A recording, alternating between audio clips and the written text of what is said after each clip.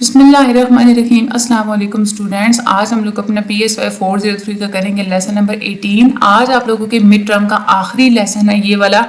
जिन बच्चों ने अभी तक स्टडी ग्रुप को ज्वाइन नहीं किया वो काइंडली जल्दी से डिस्कॉर्ड पे स्टडी ग्रुप को ज्वाइन कर लें, क्योंकि बहुत सारे बच्चे वहाँ पे आके पेपर्स बता रहे होते हैं कि हमारा ये क्वेश्चन आया और वहाँ पे आप लोगों को इजीली पेपर्स मिल भी जाते हैं। डिस्कॉर्ड का यही तो फायदा होता है और वहाँ पे फिर आप लोग जाके इजीली पेपर्स वगैरह भी वो देख सकते हैं। साथ साथ पेपर्स वगैरह को जब आप लोग कर रहे होते हैं तो आप लोगों को ये भी फायदा होता है कि बहुत सारी चीजें आप लोगों की रिपीट हो जाती हैं। ठीक है, चलते हैं अपने हम लोग आज की वीडियो की तरफ।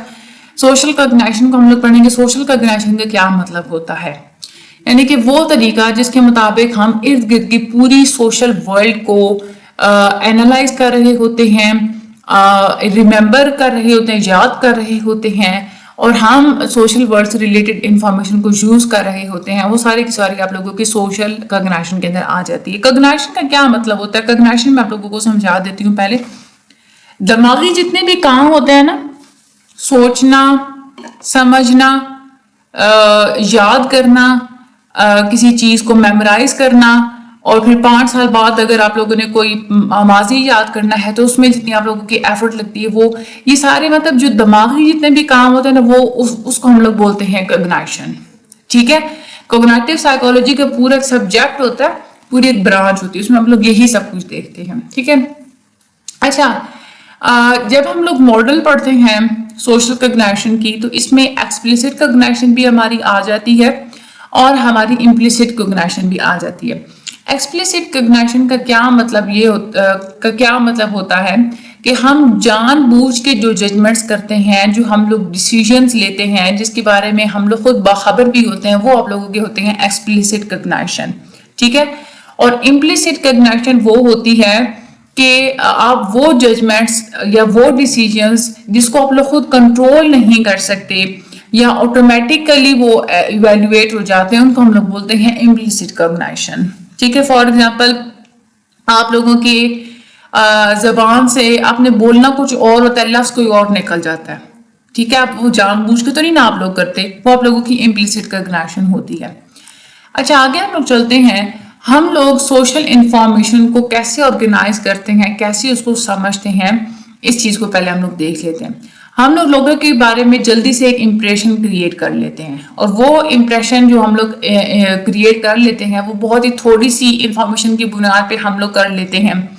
हम लोग इतनी डिटेल में नहीं जाना पसंद कर रहे होते या डिटेल एक्सप्रेशन में इम्प्रेशंस में हम लोग इंगेज नहीं हो रहे होते। ठीक है, लेकिन वहीं पे हमारी एक इम्प्लिसिट कॉग्निशन होती है, उसके ऊपर भी हम लोग रिलाई करते हैं।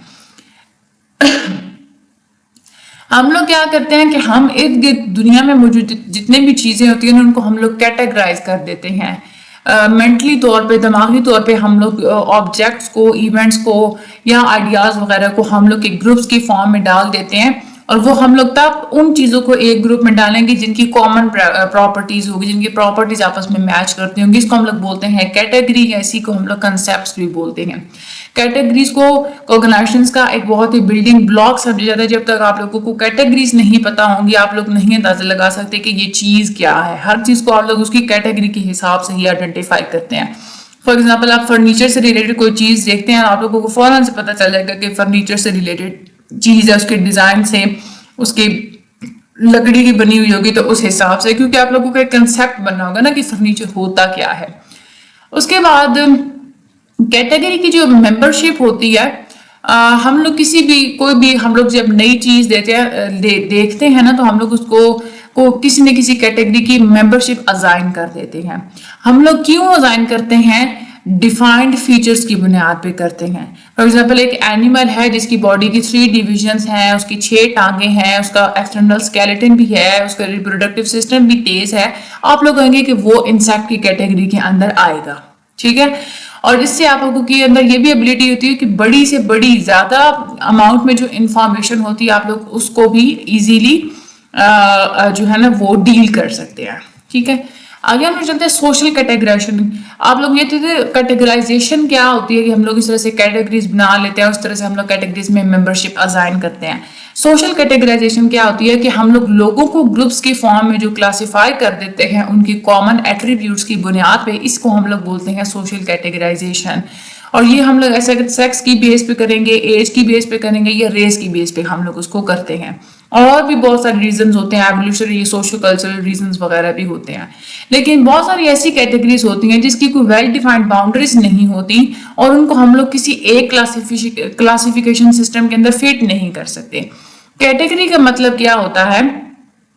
कैटेगरी का मतलब कोई भी चीज है ना, आप लोगों ने जब उसको कैटेगरी के अंदर डालना है, आप उसका वो फीचर देखेंगे जो कि उस कैटेगरी का सबसे ज्यादा टिपिकल फीचर होगा। फॉर एग्जांपल बर्ड्स की कैटेगरी है ना, आप कहेंगे बर्ड्स की कैटेगरी में सबसे ज्यादा टिपिकल आमतौर पे पाया जाने वाला परिंदा होता है चिड़िया।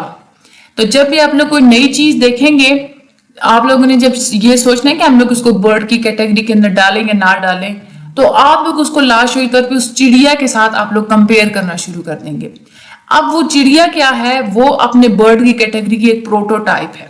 प्रोटोटाइप होता है कि किसी भी कैटेगरी के जो सबसे ज्यादा रिप्रेजेंटेटिव मेंबर होता है, जो कि पूरी कैटेगरी को बहुत अच्छे से रिप्रेजेंट कर रहा होता है, उसको हम लोग बोलते हैं प्रोटोटाइप्स। तो आप लोग जब भी कोई नई चीज देखेंगे तो आप लोग उस प्रोटोटाइप के साथ आप लोग उसको मैच करेंगे, आप लोग उसको कंपेयर करेंगे। जब आप लोगों ने कोई लेस टिपिकल मेंबर की कैटेगराइजेशन करनी होती है, यानी कि थोड़ा सा डिफरेंट जो आप लोगों को नजर आता है, तो वो वाली जो कैटेगराइजेशन होती है वो आहिस्ता भी होती है और एररफुल होती है। अब देखें, नर्सेज ज्यादातर फीमेल ही होती हैं। फीमेल की कैटेगरी में जो प्रोटोटाइप है वो नर्सेज की जो एक कैटेगरी है, नर्स की कैटेगरी में हमारा प्रोटोटाइप क्या है? फीमेल है। तो जब आप लोगों ने मेल को नर्स की कैटेगरी में इंक्लूड करना होगा तो आप लोग उसको पहले सोचेंगे भाई ये तो होता ही नहीं है, मेल तो नर्स कभी होता ही नहीं है, ठीक है। उसके बाद अगर आप लोगों ने कैटेगराइजेशन अच्छी करनी है, बिल्कुल करेक्टली करनी है, तो ये डिपेंड करता है कि कोई भी चीज प्रोटोटाइप से कितनी ज्यादा मिलती जुलती है। फॉर एग्जाम्पल आप इंजीनियर्स की कैटेगरी है, उसका प्रोटोटाइप होता है मेल। अगर आप लोगों ने फीमेल को इंजीनियर समझना हो, उसको कैटेगराइज करना हो, तो वहां पे आप लोग गलतियां भी कर सकते हैं, क्योंकि वहां पे फीमेल सही तरह से फिट नहीं ना हो रही। प्रोटोटाइप इंजीनियर की कैटेगरी का मेल है, फीमेल तो उसके साथ मैच ही नहीं हो रही। फिर आप लोग क्या करते हैं? आप लोग कैटेगराइजेशन भी कर लेते हैं, सब कुछ कर लेते हैं, फिर आप लोग स्कीमास डिवेलप कर लेते हैं। हम लोग सिर्फ ये नहीं है कि मेंटली आपने चीजों को ग्रुप अप कर दिया, आइडियाज वगैरह को और इवेंट्स को, तो बस बात खत्म हो गई, बल्कि आप उन कैटेगरीज के बारे में मुकम्मल तौर पे आपके पास थ्योरीज होती हैं जिसको हम लोग बोलते हैं स्कीमास। स्कीमा क्या होता है? एक ऑर्गेनाइज्ड और पूरा एक स्ट्रक्चर्ड फॉर्म में पूरा ऑर्गेनाइजेशन का सेट होता है किसी भी कंसेप्ट के बारे में, वो होता है आप लोगों का स्कीमा। हर चीज के बारे में आप लोगों को जनरल नॉलेज होता है ना इस दुनिया में। फॉर एग्जाम्पल अब माल्टा है, उसका आप लोगों को एक जनरल नॉलेज आपके पास के ऑरेंज कलर का होगा, उसमें वो अलग अलग उसकी जो है वो उसके अंदर होती हैं, उसकी मतलब ऑरेंज कलर की पील होगी और उसके अंदर जूस होगा, उसके अंदर वो बीज भी होंगे। तो ये एक जनरल नॉलेज होता है ना आप लोगों का हर चीज के बारे में, वो होता है आप लोगों का स्कीमा। और इवेंट्स के बारे में जो आप लोगों के जो स्कीमास बने हुए होते हैं ना, जो जनरल नॉलेज बना हुआ होता है, उसको हम लोग बोलते हैं स्क्रिप्ट्स। फॉर एग्जाम्पल अब इवेंट है, फॉर एग्जाम्पल बर्थडे है, उसके बारे में आपका एक स्कीमा बना हुआ है कि बर्थडे वो होती है जिसमें बच्चे ज्यादा होंगे, केक पड़ा हुआ होगा। जब केक नहीं होगा तो आप लोग परसीव ही नहीं करेंगे कि यहाँ पे बर्थडे, बैलून्स लगे होंगे, ठीक है। तो ये जो इवेंट के बारे में अपने एक स्कीमा बनाया है ना, ये आप लोग इसको हम लोग क्या बोलते हैं? स्क्रिप्ट्स बोलते हैं। स्कीमास आपके स्टीरियोटाइप्स भी होते हैं जब आप लोग उसको सोशल ग्रुप के कुछ मेंबर्स पे अप्लाई कर रहे होते हैं। फॉर एग्जांपल आप मॉडल्स जितनी भी हैं उनके बारे में आप लोग जनरल नॉलेज बना लेंगे, वो आप लोगों का क्या होगा? स्टीरियोटाइप होगा, ठीक है। उसके बाद स्कीमा आप लोग किसी कॉमन इवेंट्स के बारे में बना सकते हैं, ग्रुप्स के बारे में होते हैं, सोशल रोल्स के बारे में होते हैं और लोगों के बारे में भी होते हैं। कुछ लोगों के स्कीमास अच्छे भी होते हैं किसी चीज के बारे में, कुछ के बुरे भी होते हैं, डिपेंड करता है ना। अब किसी को कंप्यूटर का स्कीमा किसी का अच्छा नहीं है, उसको कंप्यूटर्स नहीं अच्छे लगते, तो उसका कंप्यूटर के बारे में स्कीमा बैड है, उसको लैपटॉप्स अच्छे लगते हैं। اچھا یہ جو آپ لوگ اسکیمیٹک پروسیسنگ کرتے ہیں اسکیما کی بنیاد پہ چیزوں کو جو آپ لوگ پروسیس کرتے ہیں اس کا فائدہ کیا ہوتا ہے؟ ایک تو یہ ہوتا ہے کہ اسکیما آپ لوگوں کو ہیلپ آؤٹ کرتے ہیں انفارمیشن پروسیسنگ میں، چیزوں کو یاد کرنے میں، پروسیسنگ کو سپیڈ اپ کر دیتے ہیں، جلدی سے آپ لوگ چیز کو سمجھ جاتے ہیں، آٹومیٹکلی آپ لوگ انفرنسز ڈرا کر سکتے ہیں، انفارمیشن آپ ایڈ کرتی ہیں اسکیماز آپ لوگوں کے اندر، اس کے بعد اسکیماز انٹرپریٹیشن میں ہیلپ آؤٹ کرتی ہے، اسکیماز کی بنیاد پہ آپ لوگ ایکسپیکٹیشنز بھی کریٹ کر لیتے ہیں اور اس کے اندر افیکٹ بھی موجود ہوتا ہے. ٹھیک ہے، آگے ہم لوگ چلتے ہیں. ایک شارٹ کٹس آپ لوگوں کو بتایا ہوگا ہے کوگنیٹو مائزر. کوگنیٹو مائزر کا کنسیپٹ کیا ہوتا ہے؟ یہ امپورٹنٹ ہے آپ لوگوں کے شارٹ کوسچن کے حوالے سے. یعنی کہ ہم لوگ کسی بھی چیز کو انڈرسٹینڈ کرنے کے لیے ہم نے اپنے کوئی نہ کوئی شارٹ کٹس بنائے ہوتے ہیں، دماغی شارٹ کٹس ہم لوگوں نے بنائے ہوتے ہیں اپنے ٹائم کو سیو کرنے کے لیے. یہ جو ہمارے time saving mental short cuts ہوتے ہیں ان کو ہم لوگ بولتے ہیں ہیورسٹکس. اور ہیورسٹکس کیا کرتے ہیں کہ کمپلیکس سی جتنی بھی ججمنٹس ہوتی ہیں ان کو سمپل سے رولز آف تھم میں کنورٹ کر دیتی ہیں. ہیورسٹکس کیا ہوتا ہے؟ رول آف تھم بھی ہوتا ہے، یعنی کہ وہ کوئی ایسی چیز کے بارے میں 100% شور ہوتے ہیں کہ آپ لوگوں کو جو سولوشن ملے گا وہ بالکل کریکٹ ہوگا.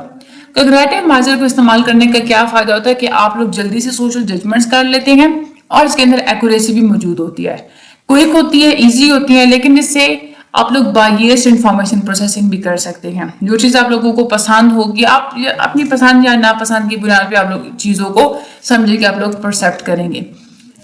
جب ہم لوگ یہی ہیورسٹکس کی بات کرتے ہیں تو 3 طرح کے ہیورسٹکس موجود ہوتے ہیں. سب سے پہلا heuristic that is a representative heuristic. یہ تینوں ہیورسٹک آپ لوگوں کے لانگ کوسچن کے حساب سے بہت امپورٹنٹ ہے. ریپرزینٹیٹیونیس ہیورسٹک کا کیا مطلب ہوتا ہے کہ ہمارے اندر یہ ٹینڈنسی پائی جاتی ہے کہ لوگوں کی کیٹیگری کی ممبرشپ کو ہم لوگ جج اس بنیاد پہ کرتے ہیں کہ وہ بندہ کتنا زیادہ میچ کر رہا ہے کیٹیگری کے پروٹوٹیپیکل ممبر کے ساتھ.